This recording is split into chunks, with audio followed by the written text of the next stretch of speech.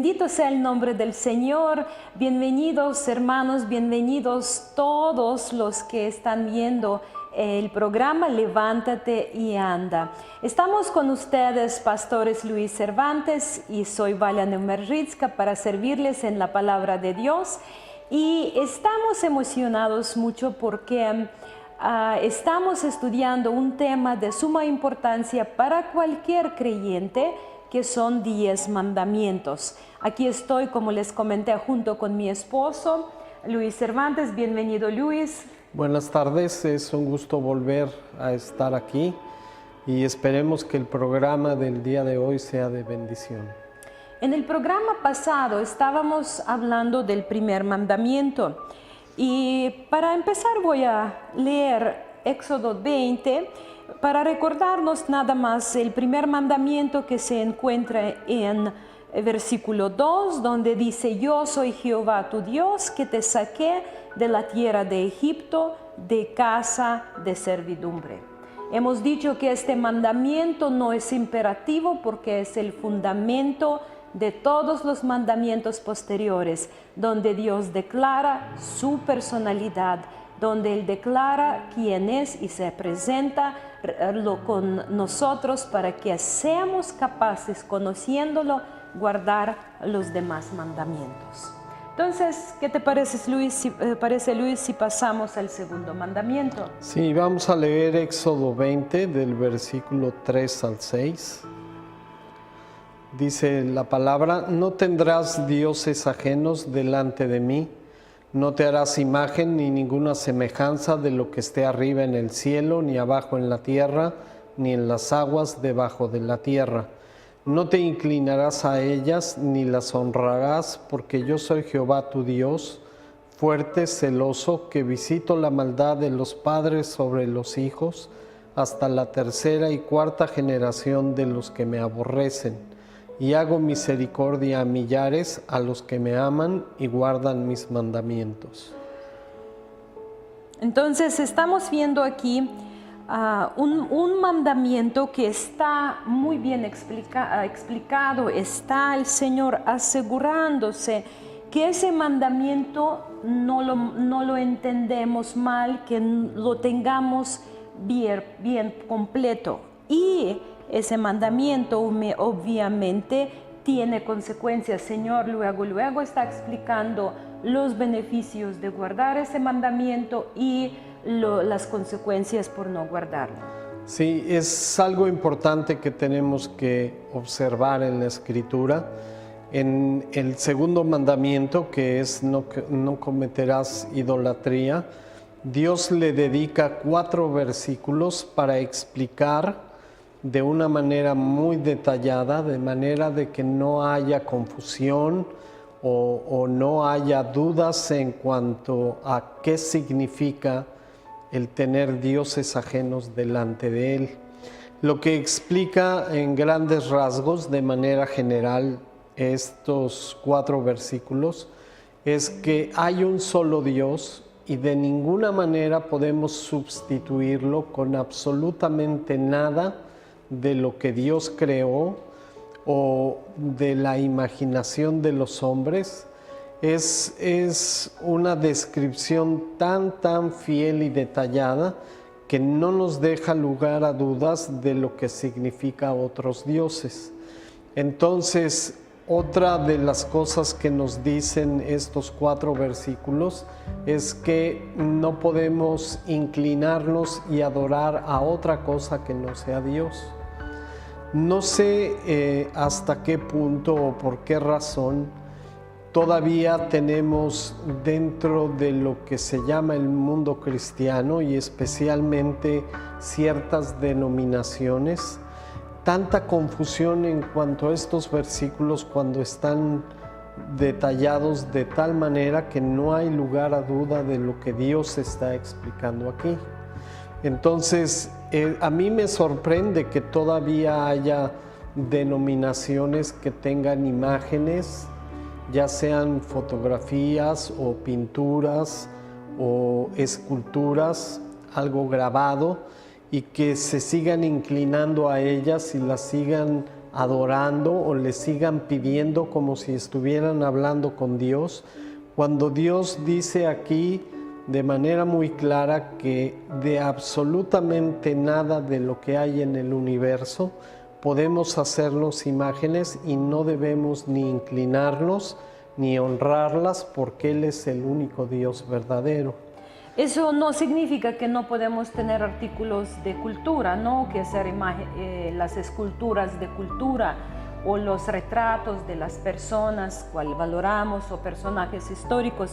Aquí es precisamente está diciendo que no podemos hacer ninguna imagen, ninguna semejanza, ninguna escultura con el propósito de adorarlo o con el propósito de darle honor nuestro como a alguien que está presente o decir que tiene ciertos poderes o que tiene ciertas cualidades, porque prácticamente piedra sigue siendo piedra, papel sigue siendo papel y la pintura sigue siendo pintura, no adquiere vida en sí mismo después de que sale de las manos de su creador.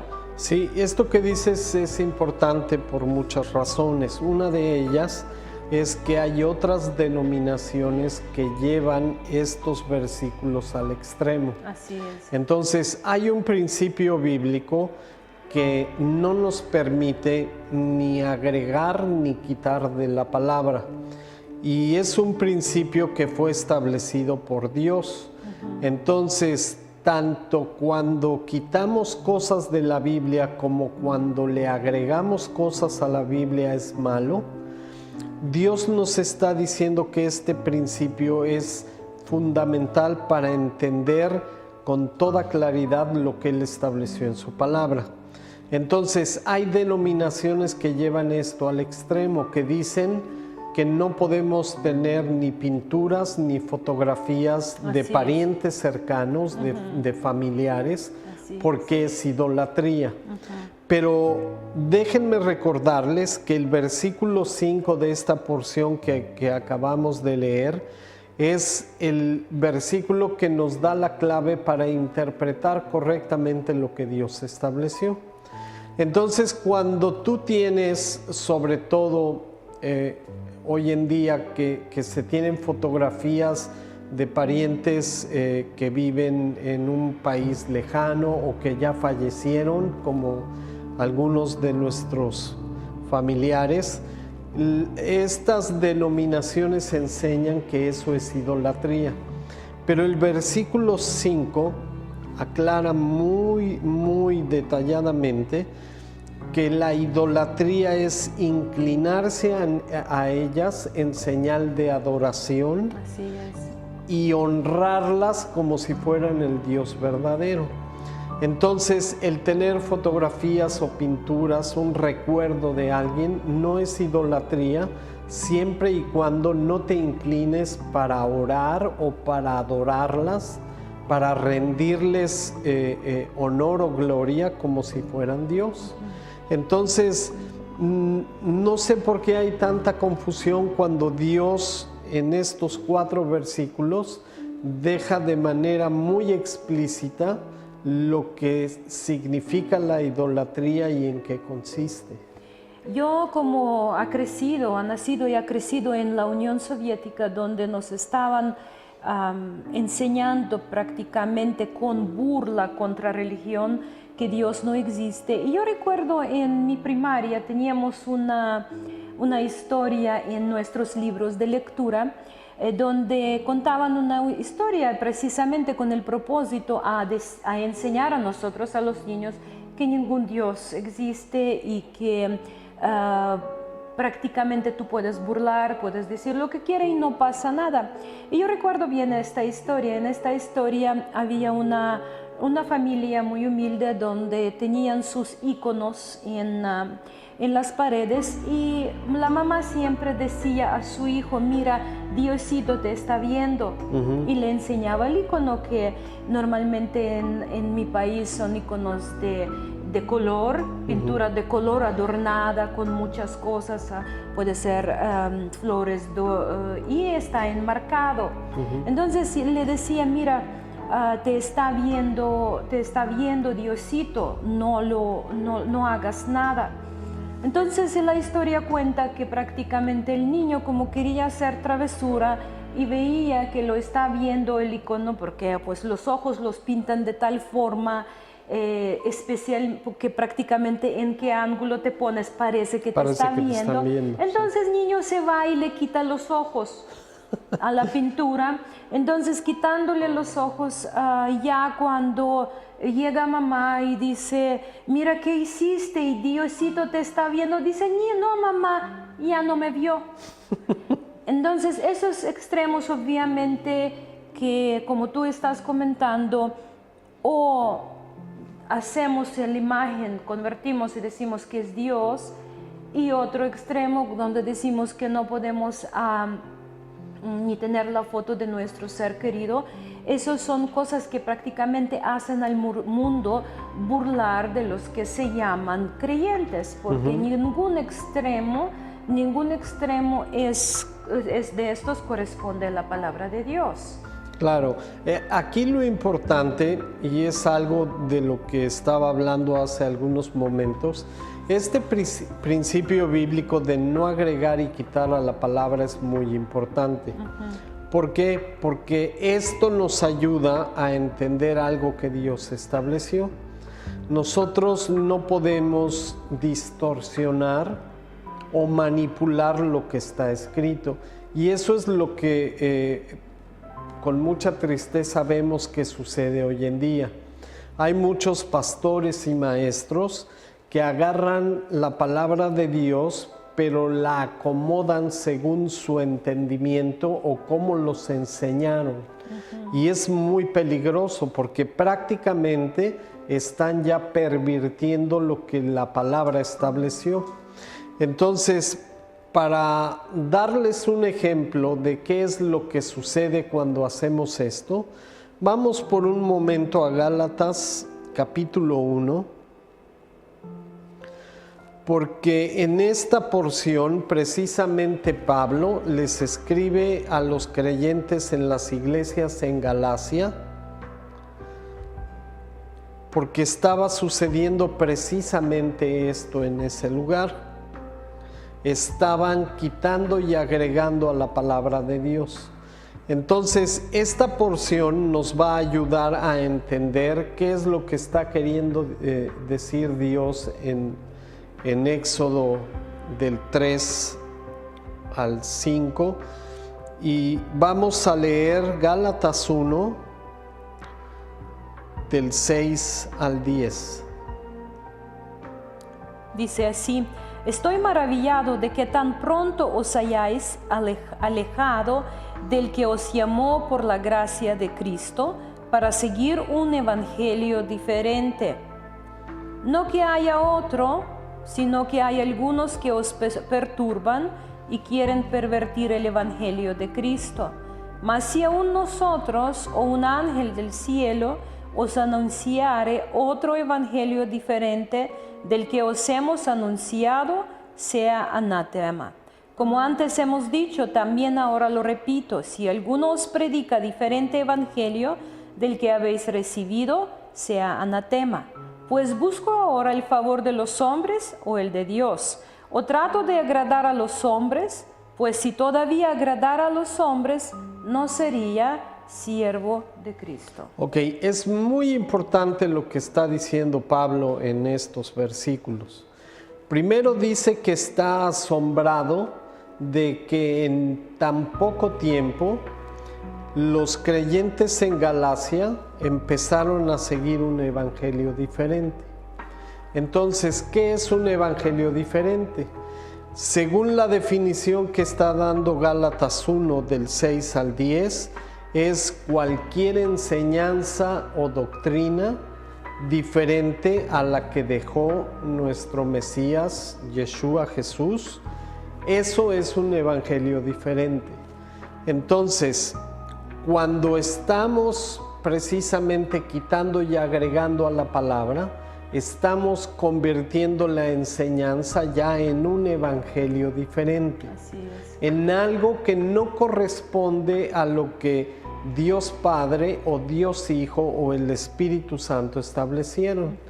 Entonces hay que tener mucho cuidado con esto, y es la advertencia que hace Pablo a los creyentes en Galacia. Fíjense más adelante, porque la palabra que usa Pablo en el versículo 7 y explica que no que haya otro evangelio, sino que hay algunos que lo están pervirtiendo. Y esta palabra es muy importante. Están ensuciando, están adulterando, están torciendo lo que Dios estableció. Así es. Entonces, cuando nosotros enseñamos algo diferente a lo que está escrito, ya es algo pervertido, ya es algo que está distorsionado, manipulado, ensuciado, y es algo muy delicado. Fíjense cómo lo llama. En el versículo 8 dice: no importa que aún nosotros o un ángel del cielo os anuncie otro evangelio diferente del que hemos anunciado. Cualquier cosa que sea diferente a lo que Cristo o Jesús, el Mesías, estableció, dice, sea maldición. Así es. Es una palabra muy fuerte. ¿Qué significa esto cuando dice sea maldición? Pues prácticamente lo que sucede cuando tú te separas de lo que Dios estableció, ya estás en pecado, estás separado de Dios y estás en maldición porque estás condenado por la eternidad. Entonces se refiere a la consecuencia de practicar algo que Dios no estableció. Y eso es lo que sucede muy frecuentemente, con mucha tristeza. Vemos que en muchas denominaciones la gente, movidas por la flojera o por la falta de deseo de investigar y profundizar en las Escrituras, muchas veces se conforma con lo que el que está enfrente está enseñando y predicando. Pero realmente hay muy pocas personas que cuando llegan a su casa comparan lo que dijo la persona que está al frente con lo que está escrito. Y esta es la única manera segura que tenemos, que nosotros no vamos a ser engañados y no vamos a caer en algo que ya está distorsionado. Entonces es muy importante estudiar las Escrituras. No solamente conformarnos con lo que dice el que está enfrente, sino ir a la Biblia e investigar que lo que él dice corresponde a lo que Dios estableció.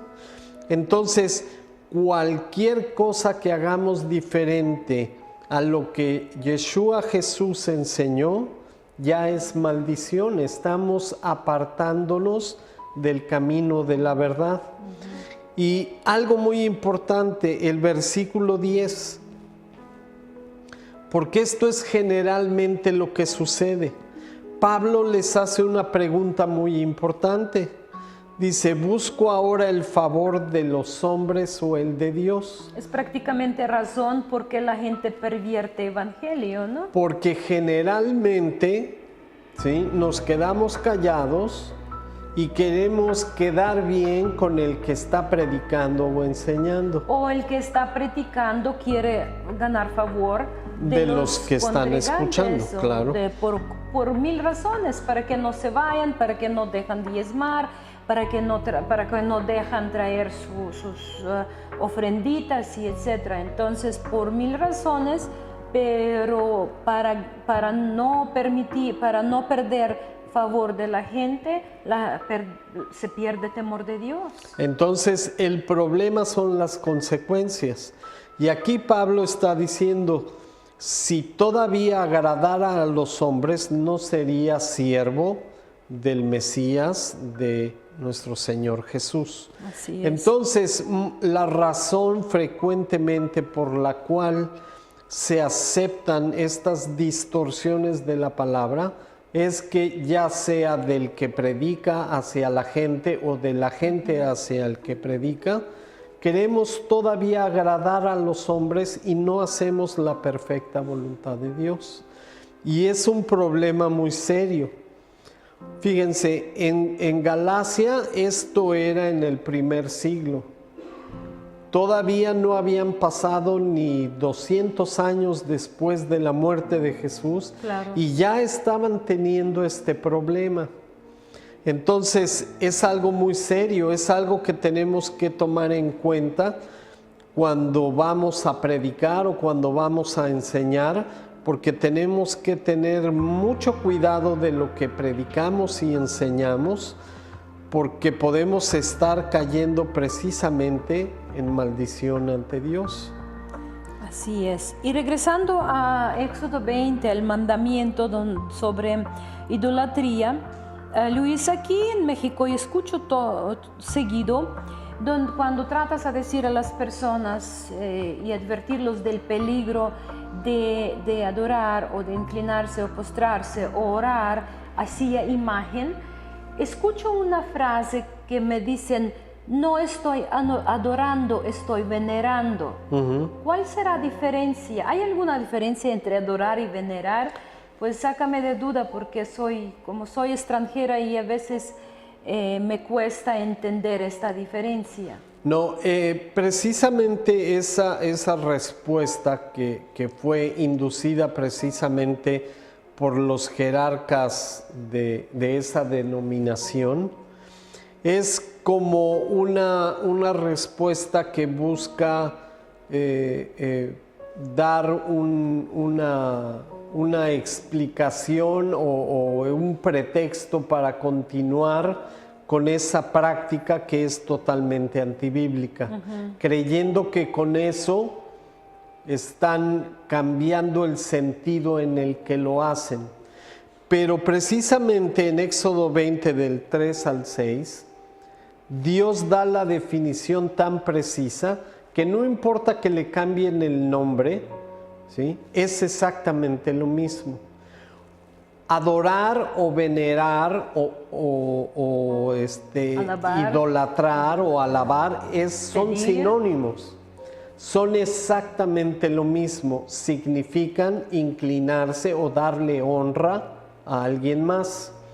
Entonces, esta denominación en especial, que dicen que ellos no están adorando, que están venerando, ¿sí? No importa que le cambien el nombre, están haciendo exactamente lo que dice el versículo 5 que no tienen que hacer. Porque venerar significa exactamente esto que dice aquí. Dice: no te inclinarás a ellas ni las honrarás. Y eso es lo que hacen cuando se inclinan ante ellas. Las veneran, les dan la gloria y la honra, y aún les piden favores como si fueran dioses. Entonces, todo ese sistema de esa denominación está totalmente en anatema, están distorsionando, están pervirtiendo lo que Dios estableció y cambiándole el término intentan justificar su idolatría, porque es la definición que da aquí Dios. Y lo que no saben ellos es que no importa cómo le llamen o cómo la justifiquen, es un pecado contra Dios. Están rompiendo exactamente el segundo mandamiento. Y cuando la palabra de Dios nos discierne, nos enseña a discernir más que nada entre el pueblo de Dios y los pueblos gentiles, precisamente la diferencia es: los de Dios siguen los mandamientos de Dios, y los gentiles, ¿cómo se identifican gentiles? Por seguir ídolos. Esto es definición de un gentil, el que no está sirviendo a Dios viviente, pero está sirviendo a un gentil. Y lo vemos muy bien en el libro de Jeremías, capítulo 10, donde Jeremías está mostrando no solamente el peligro de la idolatría, pero también hasta de forma así como satírica, hasta Dios está riendo con tristeza de cómo se forman dioses ajenos, ídolos.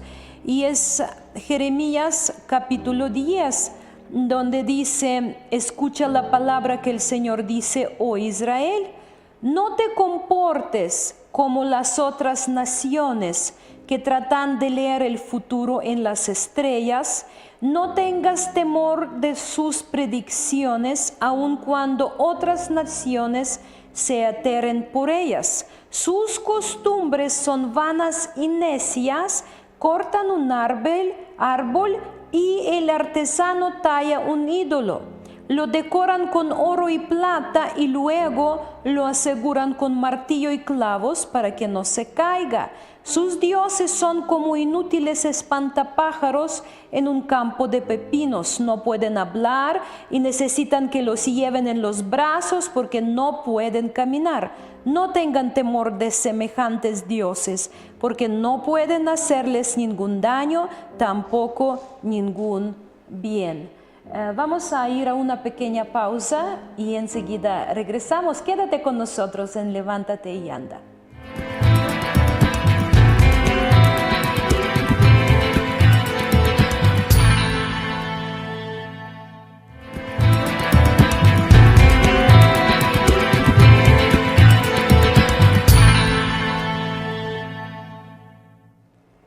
Estamos de regreso en Levántate y Anda. Gracias por estar con nosotros. Estamos estudiando hoy el segundo mandamiento donde Dios nos enseña que no seamos idólatras, que no creamos ídolos, que no sigamos en pos de otros los que pueden presentarse como dioses, pero no lo son, porque hay solo un Dios verdadero, Yahweh, Dios grande, Dios poderoso, altísimo. Y estábamos leyendo el libro de Jeremías capítulo 10 y aquí el Señor está mostrando, Luis, la diferencia entre su pueblo y los pueblos gentiles, los pueblos que no son Dios. Y Él decía: no te comportes como las otras naciones. Y vamos a ver cómo se comportan aquí naciones o los pueblos gentiles, los que no son Dios. En primer lugar dice: leen el futuro en las estrellas. Es una forma de idolatría que hoy se conoce como astrología y donde a las estrellas se dan poderes especiales para predecir el futuro, para definir nuestro destino y etc. Hay diferencia, hermanos, entre astronomía, que es una ciencia que estudia las leyes de las estrellas, y astrología, que es una ciencia falsa, que es forma de idolatría, donde quita nuestra mirada de Dios verdadero y para buscar qué nos van a decir estrellas. Los horóscopos, las predicciones y todo eso, mis queridos, esto es forma de idolatría, la cual Dios aborrece. Si tú todavía estás practicando algunas de estas cosas, hoy es el día que tú pides perdón a Dios viviente para que regresas a la palabra de Dios, la fuente de la vida. Y luego nos está diciendo: no tengas temor de sus predicciones, ni nada lo que los gentiles temen, porque gentiles temen hasta que cuando gato cruza la calle, cuando está pasando un gato negro, si pasó al lado derecho, si pasó al lado izquierdo. Los gentiles temen de todo. ¿Por qué? Porque no se someten su vida a las leyes verdaderas, las leyes de la palabra de Dios. Dice: sus costumbres son vanas y necias. Y luego dice: cortan un árbol y el artesano talla un ídolo. Así se hacen dioses hechos por manos.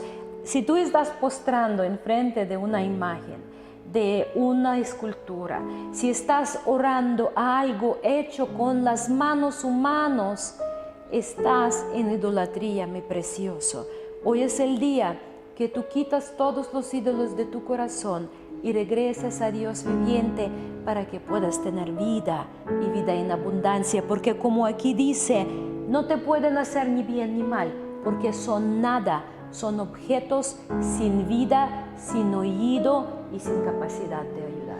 Sí, miren, otro pasaje en la Biblia donde la Escritura nos muestra la diferencia entre el pueblo de Dios y los gentiles es 1 Corintios 12, del 1 al 3.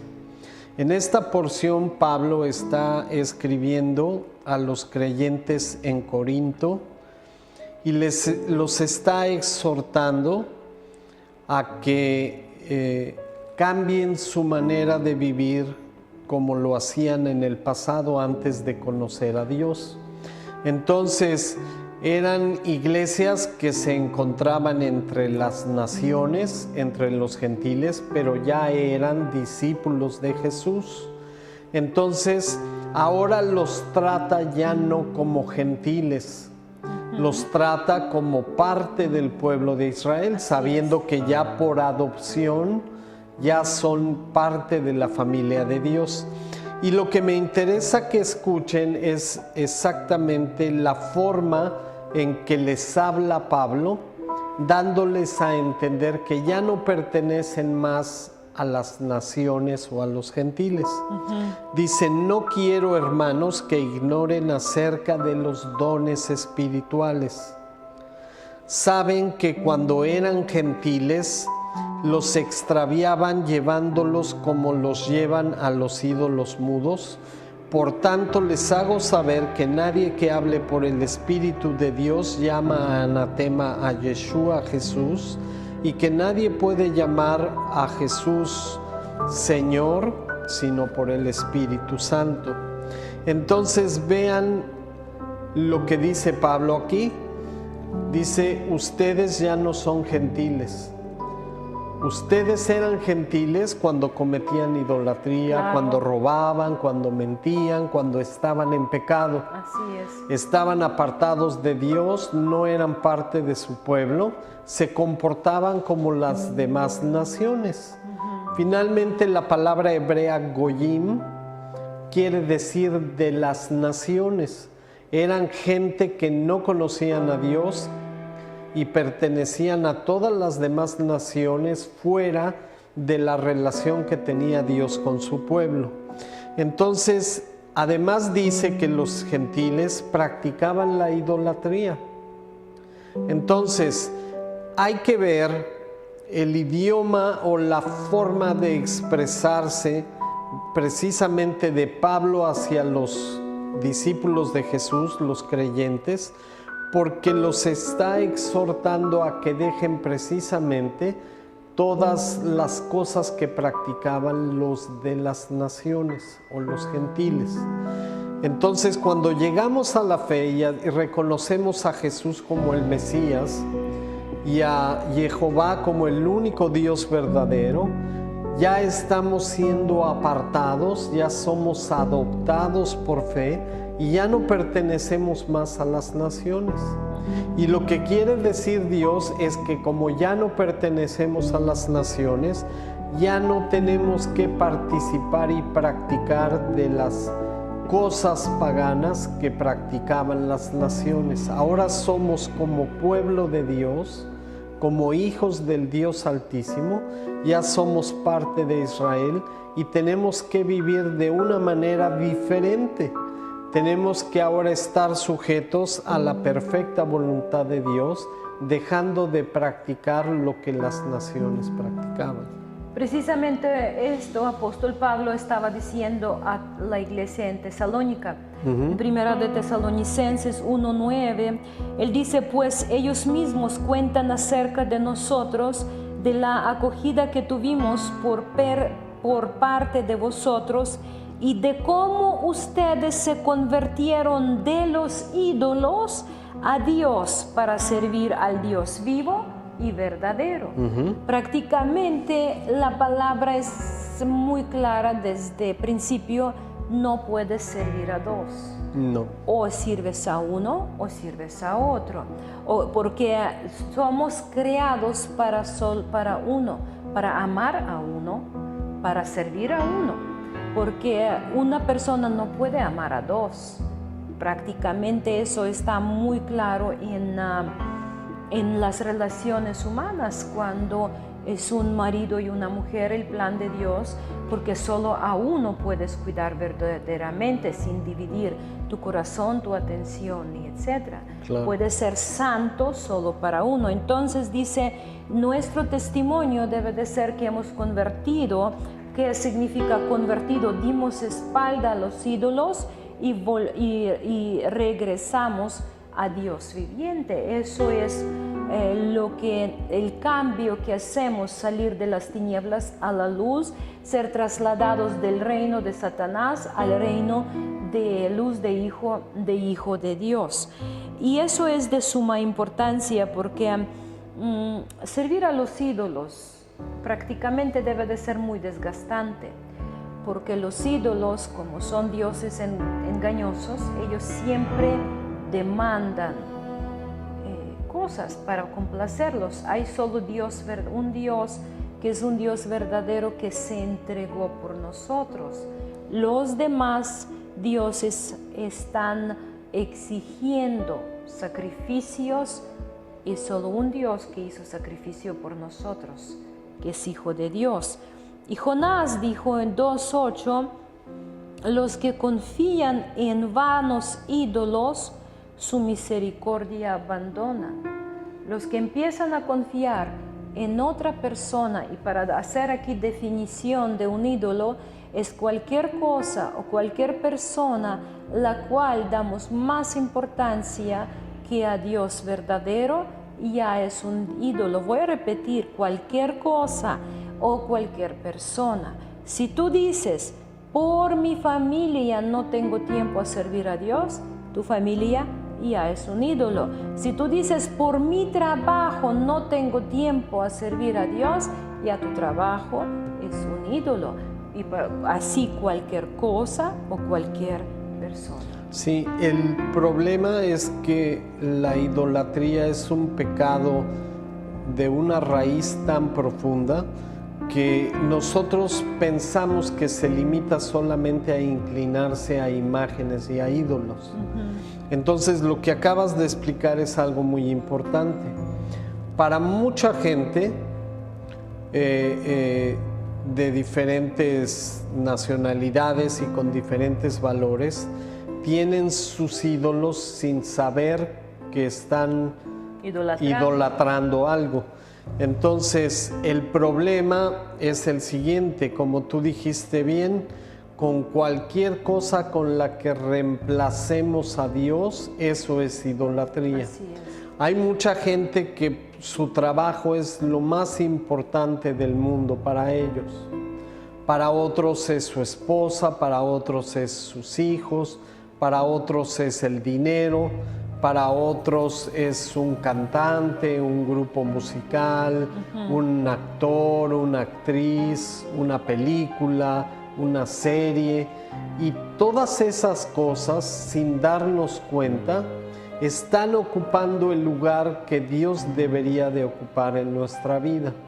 Entonces, cuando nosotros ponemos toda nuestra atención y todas esas cosas ocupan el lugar que Dios debería de ocupar, automáticamente ya son idolatría.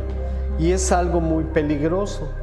Por ejemplo, yo he escuchado conversación entre personas donde dicen, pues, ¿qué tiene de malo amar a tu esposa o amar a tu familia?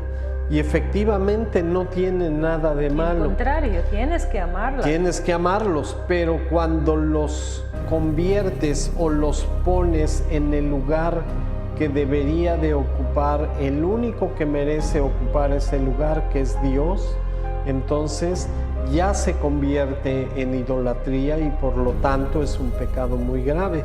Así es, muy seguido, de hecho, puedes escuchar de una mamá que dice, mis hijos es mi vida. Y son declaraciones muy peligrosas en realidad, claro que se entiende que una mamá puede entregar su vida por sus hijos porque los ama mucho y Claro, es normal, es Ujú. un amor normal.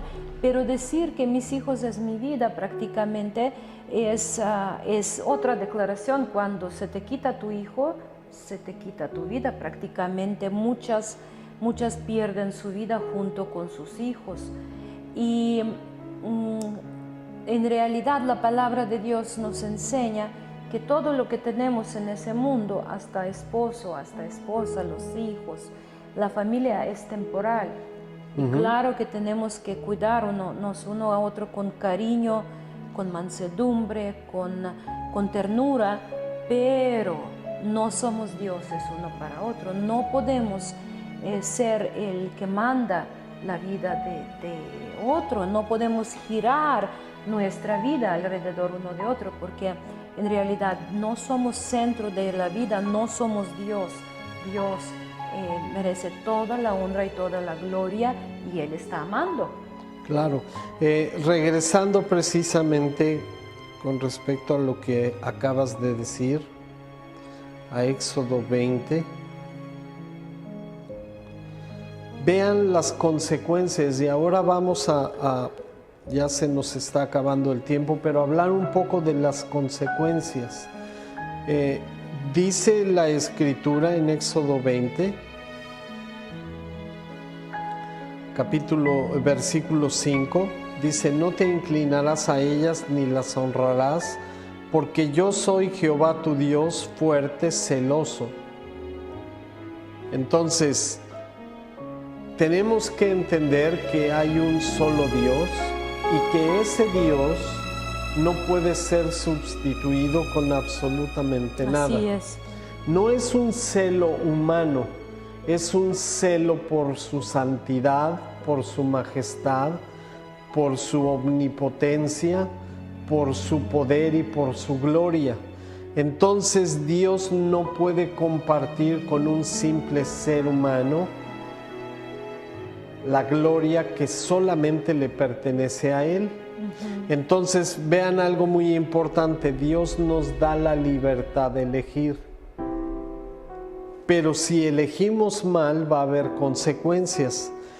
Más adelante en este mismo versículo dice que visito la maldad de los padres sobre los hijos hasta la tercera y cuarta generación de quienes. Dice, de los que me aborrecen. Entonces, la idolatría es algo que Dios aborrece. Cuando tú cometes idolatría,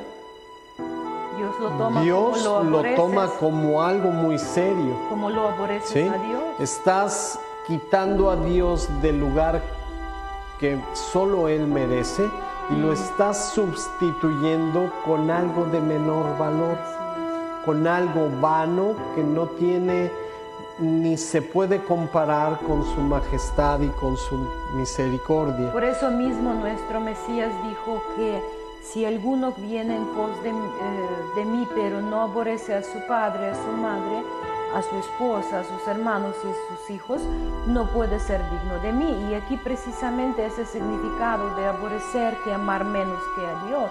Y lo importante es que la consecuencia, dice, va a caer hasta la tercera y cuarta generación. Y esto es algo que perdemos de vista en muchas ocasiones. Así es, y luego decimos: ¿por qué mis hijos sufren? ¿Por qué mis nietos sufren? ¿Por qué sucede esto en la familia? Así ¿Por es. qué estamos pasando por esto? Pues todo tiene consecuencias. Y en el mundo espiritual, cuando nosotros aborrecemos a Dios o lo quitamos del lugar que Él merece, las consecuencias vienen contra nosotros. Así Entonces, ¿qué es esto de la tercera y cuarta generación? Porque mucha gente cree, pues es injusto, si mi padre pecó, ¿por qué las consecuencias tienen que pasar hasta la tercera y cuarta generación? Y es muy importante explicar esto. Esto no sucede por herencia. No quiere decir que si el padre pecó, hasta la tercera y cuarta generación van a heredar el pecado. Lo que significa es que como nuestros descendientes nos observan a nosotros y somos su ejemplo, todo lo que nosotros practicamos y hacemos es prácticamente lo que ellos ponen en práctica en su vida. Entonces, es algo muy serio. Nuestro testimonio influye no solamente a nosotros, sino a los que vienen atrás. Claro. Cuando un hijo ve el comportamiento del padre, generalmente imita lo que hacen los que están delante de él. Entonces, en las generaciones que vienen, si ellos aprenden de nosotros a sustituir a Dios con ídolos e imágenes, esta misma situación se va a repetir en las generaciones que vienen atrás. Entonces, Dios habla de la consecuencia de pasar o transmitir lo que debería de ser honrar y darle gloria al único Dios verdadero, con esta consecuencia del pecado que se va transmitiendo de generación a generación. Y es algo muy delicado.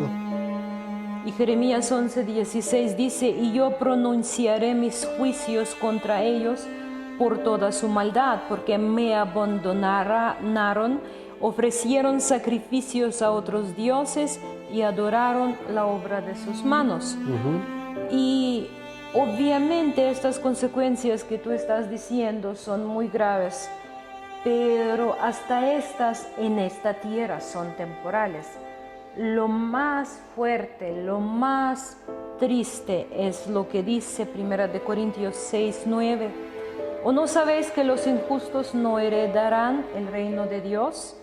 No os dejéis engañar, ni los inmorales, ni los idólatras, ni los adúlteros, ni los afeminados, ni los homosexuales, y luego sigue la lista, no heredarán el reino de Dios.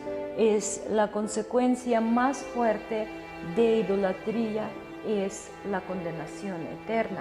Sí, en general el pecado nos separa de Dios y como consecuencia vamos a ser separados definitivamente de la presencia del que nos creó.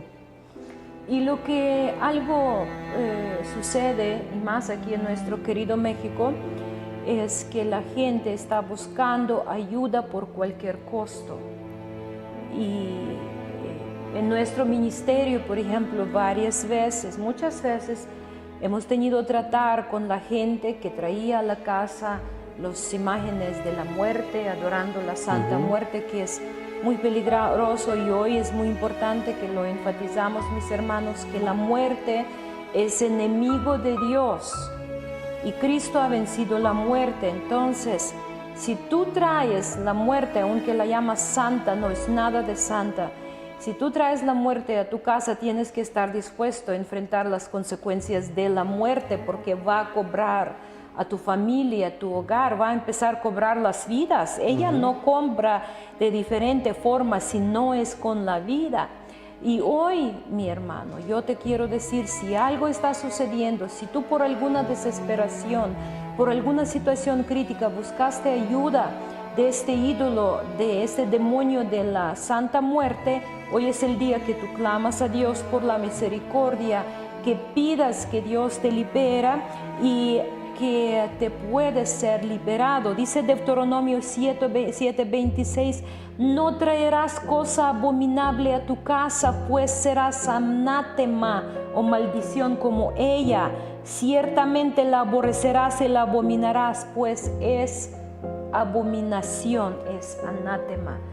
Hermanos, si tú tienes en tu casa algún ídolo, que no es, porque Dios viviente, no tiene, es espíritu, Él no tiene apariencia, no lo podemos ni dibujar ni tallar, Él es espíritu, y los que lo adoran deben de adorarlo en el espíritu y en la verdad, no postrándose ante nada lo que está hecho con la mano humana. Así es. Y seguimos podemos leer muchos pasajes, muchos, Biblia está llena. nos está diciendo que Hechos 17:29, que no debemos de pensar que la naturaleza divina sea semejante a oro, plata o piedra, esculpidos por el arte y el pensamiento humano. Y dice la palabra, Luis, que Dios es un Dios celoso. ¿Qué significa esto, que Dios es celoso?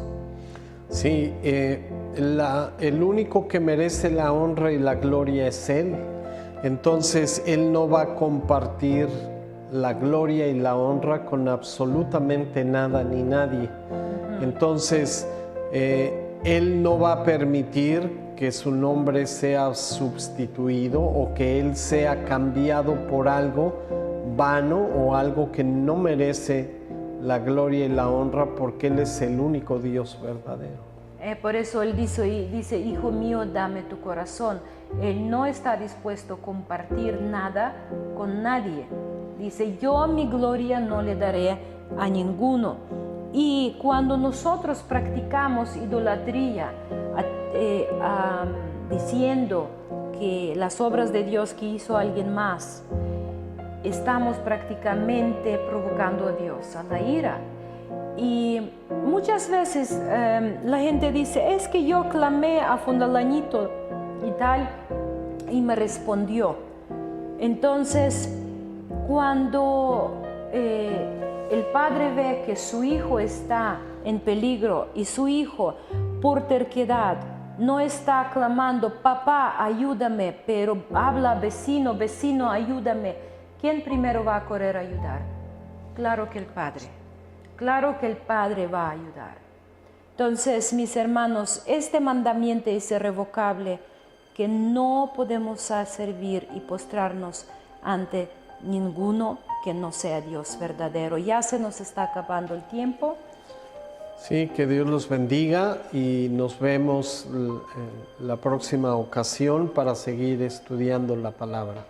Gracias por estar con nosotros en este programa Levántate y Anda. Buscan a Dios viviente, hermanos. No buscan ninguna creación de mano humana, porque Dios no habita en nada hecho con las manos. Él es Dios sobre todo. Que Jehová los bendiga. Shalom.